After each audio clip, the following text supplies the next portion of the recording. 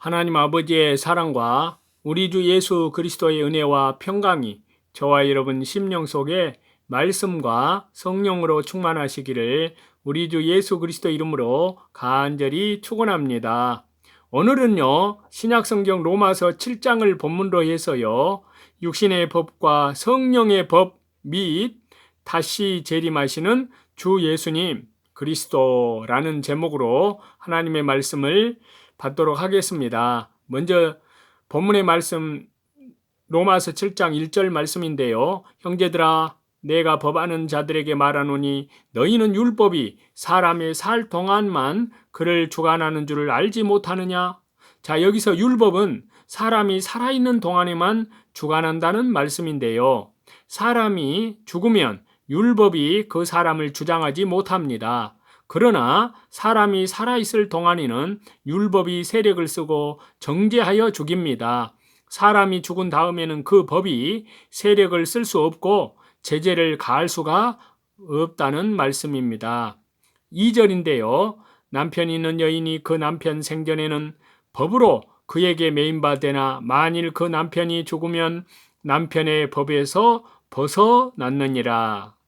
자, 이 말씀은요, 이혼의 관계를 말하는 것이 아니고요, 특별히 죽은 자가 율법의 속박에서 벗어났다는 진리를 드러내기 위해 부부간의 법적 관계를 예로 든 것입니다. 남편이 있는 여인이 그 남편이 살아있는 동안에는 법적으로 남편에게 매인바 되어서 다른 남자에게 시집을 가면 불법이요, 간음한 것입니다. 그러나 남편이 죽으면 그 법에서 벗어나게 됩니다. 전에는 죽은 자가 율법에서 벗어난다고 했지만 이 2절 말씀에서는요, 죽은 자의 아내가 법에서 벗어났다고 했습니다. 즉, 남편이 죽으면 아내가 법적으로 해방을 받아 자유하게 되는 것이라는 말씀인데요. 그 후에는 아내가 아니고 한 여자일 뿐입니다. 그러므로 부부의 법에서 완전히 해방을 받게 된다는 말씀입니다. 3절인데요. 그러므로 만일 그 남편 생전에 다른 남자에게 가면 음부라 이르되 남편이 죽으면 그 법에서 자유케 되나니 다른 남자에게 갈지라도 음부가 되지 아니하느니라.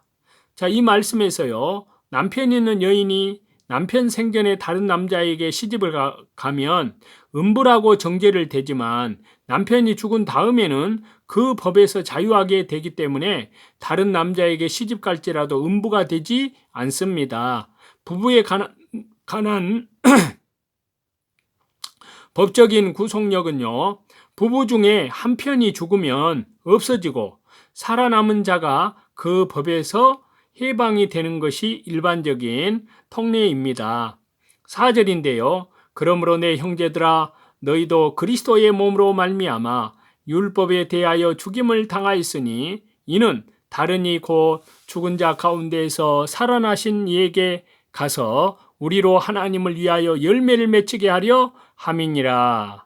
자, 그리스도인들도 죄로 인하여 율법에서 정죄를 받고 그리스도 예수님 은혜 안에서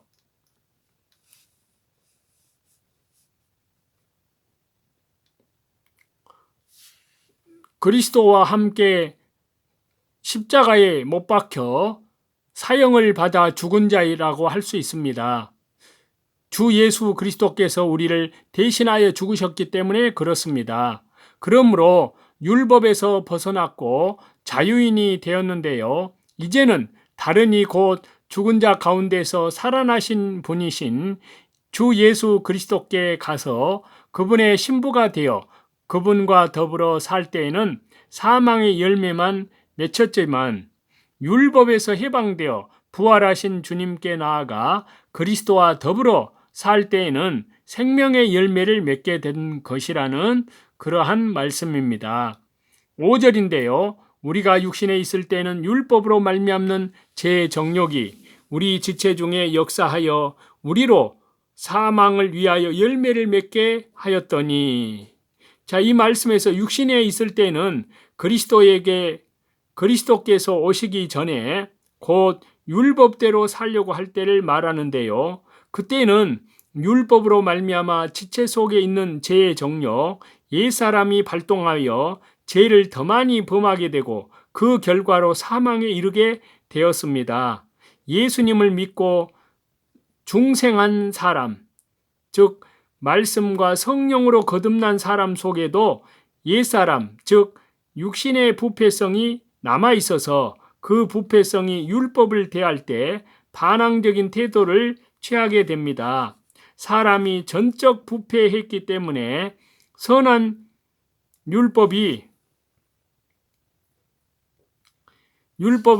율법으로 대할 때 더욱 반발하고 반항하고 반란을 일으키는 것입니다. 6절인데요. 이제는 우리가 얽매였던 것에 대하여 죽었으므로 율법에서 벗어났으니 이러므로 우리가 영의 새로운 것으로 섬길 것이요 의문에 묵은 것으로 아니할지니라. 자, 이 말씀에서요. 얽매였던 것은 율법을 가리키는데요. 성도는 율법에 대하여 그리스도와 함께 죽었기 때문에 율법에서 벗어났습니다. 영의 새로운 것은요. 성령님의 인도를 받는 성령으로 말미암아 중생한 성도의 영을 가리킵니다. 자, 의문에 묵은 것은요. 율법의 의문과 증서를 가리키고요. 영적 생명력이 없는 외형적인 모든 종교 의식과 제도를 가리킵니다. 하나님은 영이시기 때문에 영으로 섬겨야 되고 외형적인 의식으로 섬기면 안 됩니다. 하나님은 외모를 보시지 않고 중심을 보십니다. 성도가 육신을 따라 형식주의로 하나님을 섬기는 것은 죽은 예배입니다. 이것은 쌀을 버리고 겨로 밥을 지어서 부모에게 드리는 것과 같습니다. 그런데 오늘날 교회들이 영적 생명의 역사는 없고 의식주의로, 형식주의로 기울어지는 경향이 많습니다. 예배당을 지나치게 크게 지어서 장식을 하고 많은 돈을 써서 강단을 화려하게 꾸미는 것이나 예배가 의식에만 치우쳐서 예배 순서를 장황하게 하는 것이나 또 구약시대 제사장이 예복을 입듯이 값비싼 가운을 입는 것 등은 형식주의, 의식주의로 나가는 증거입니다. 우리는 이러한 의식에 치우치지 말고 성령님과 진리로 하나님을 섬기고 영적인 새 생명의 역사가 있는 참된 예배를 드려야 할 것입니다. 영적인 역사가 없는 예배는 죽은 예배요. 영적 역사가 없는 성도는 죽은 신자입니다. 영적으로 제사를 드려서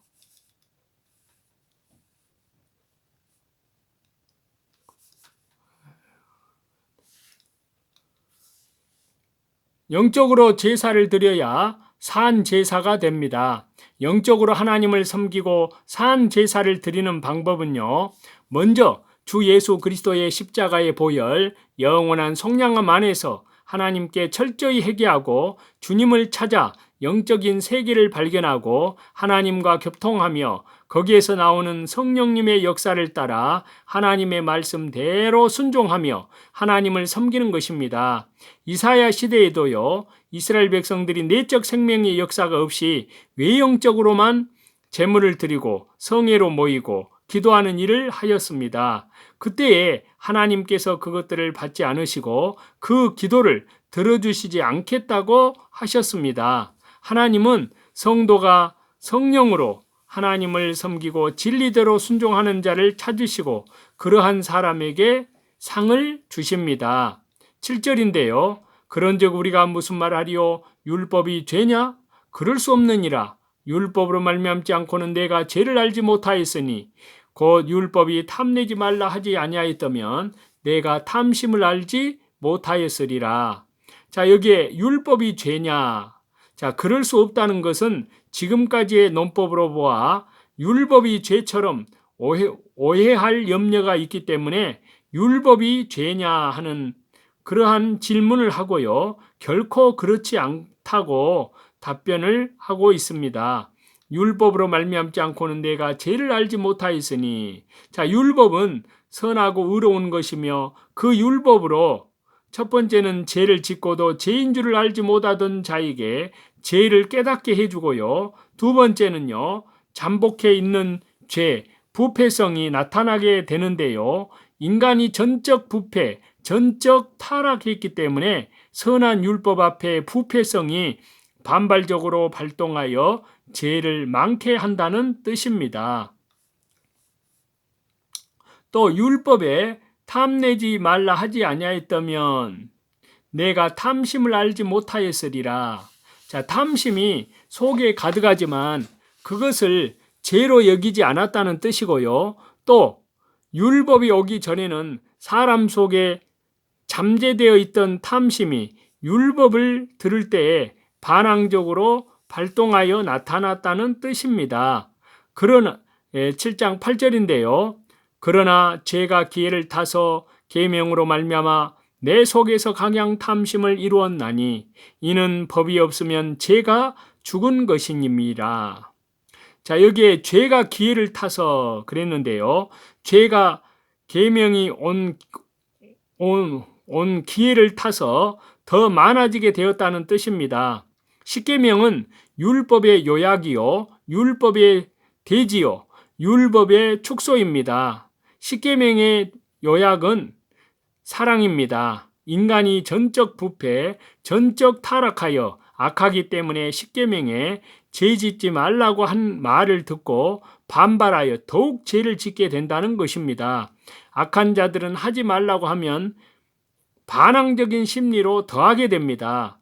다른 계명은 말하지 않고 탐심만을 말한 것은 탐심이 모든 범죄의 근본 동기가 되기 때문입니다.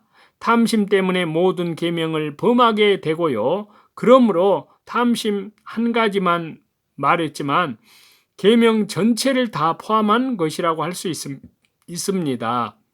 법이 없으면 죄가 죽은 것이니라. 자, 죄는 법이 있어야 세력을 쓰고요. 사람을 사로잡아 끌고 가서 죽이고 괴롭게 합니다.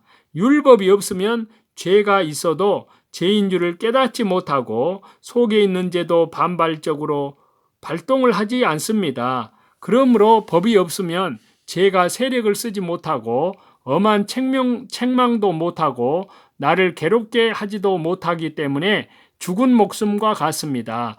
이것을 가리켜서 죄가 죽은 것이라고 한 것입니다.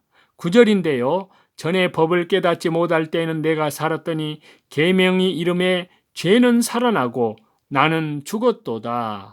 자, 이 말씀에서 내가 살았더니, 자, 법을 깨닫기 전에는 자신이 죄인인 줄을 알지 못하고 의기양양하고 정정당당하게 나아갔던 것입니다.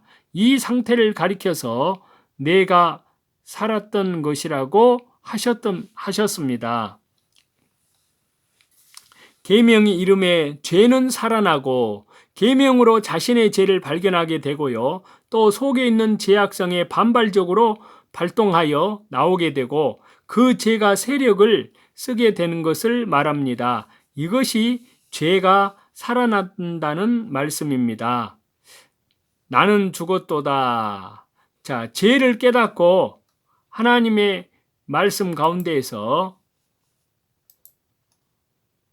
죄의 가책을 계속 받기 때문에 나는 하나님 앞에 거꾸러져서 죽은 자와 같이 되었다는 뜻입니다.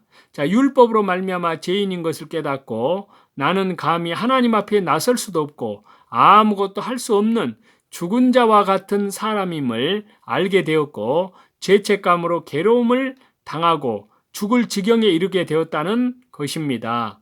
자, 그러나 이때가 사실은 살아나는 때요, 복을 받은 때입니다. 왜냐하면요, 하나님의 말씀을 듣고 죄를 깨달아 주 예수 그리스도의 십자가의 보혈 영원한 속량함 안에서 회개하여 잘못된 것은 다 끊어버리고 하나님 앞에 겸손히 말씀을 받아 순종하면 영이 살고 영원히 사는 새 계명을 얻게 되기 때문입니다.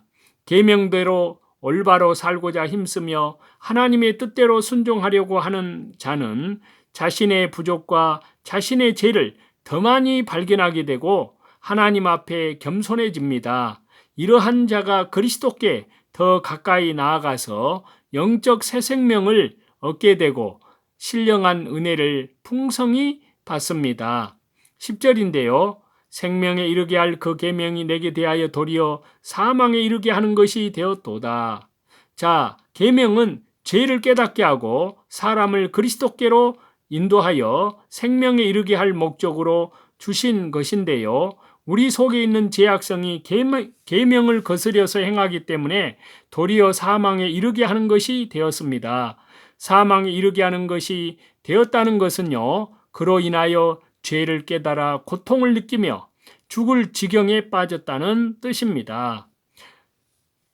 이상과 같이 로마서 7장의 본문을 아주 짧게 살펴보았습니다. 저와 여러분이 살고 있는 이 시대는 요한계시록에 해당되는 바로 적그리스도 시대가 곧 도래하는, 또 더 나아가서 우리 주 예수 그리스도의 재림이 가까이 왔다는 것을 말씀해주고 있습니다.